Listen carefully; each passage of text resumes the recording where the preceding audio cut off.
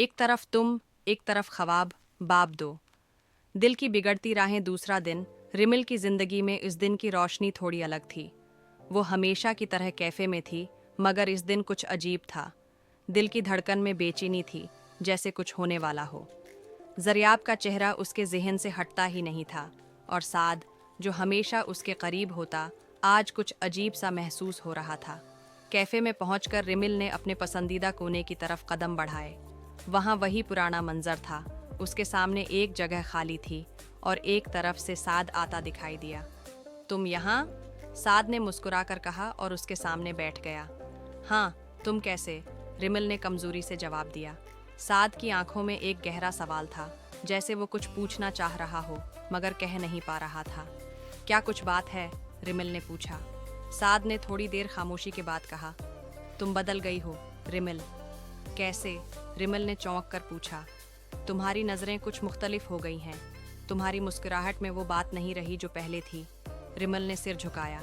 वो जानती थी कि साद का दिल उसके करीब था और वो किसी हद तक उससे मोहब्बत करता था, मगर अब कुछ ऐसा था जो उसके दिल में जड़ पकड़ रहा था, और वो था जरियाब। एक नया एहसास जो उसकी ज़िंदगी में शायद पहली बार आया था। साद, तुम्हारी बातें बहुत गहरी हैं, लेकिन मैं खुद को इतना इल्झा हुआ महसूस कर रही हूँ। रिमिल ने थोड़ी देर बाद कहा। अगर तुम्हें कभी ज़रूरत हो तो मैं हमेशा तुम्हारे करीब हूँ रिमिल, साद ने कहा और फिर मुस्कुराकर उठ खड़ा हुआ। लेकिन याद रखना, तुम्हारी खुशी मेरी खुशी है। दोपहर वक्त था। रिमिल ने फिर से किताबों की तरफ रुख किया, मगर उसकी नज़रें बार बार दरवाजे की तरफ उठतीं। आखिरकार वो लम्हा आया। जरियाब कैफे में दाखिल हुआ और रिमिल ने दिल में एक गहरी सांस ली।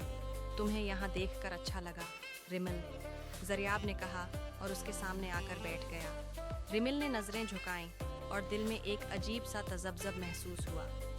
क्या तुम हमेशा इतने सुकून में रहते हो?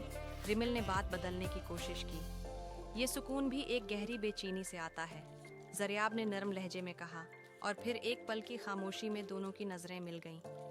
क्या कभी ऐसा होता है कि हम किसी को अपने दिल के करीब रखते हैं और फिर भी वो हमारे नहीं होते? रिमिल ने आहिस्ता से सवाल किया। जरियाब ने चेहरा झुका लिया।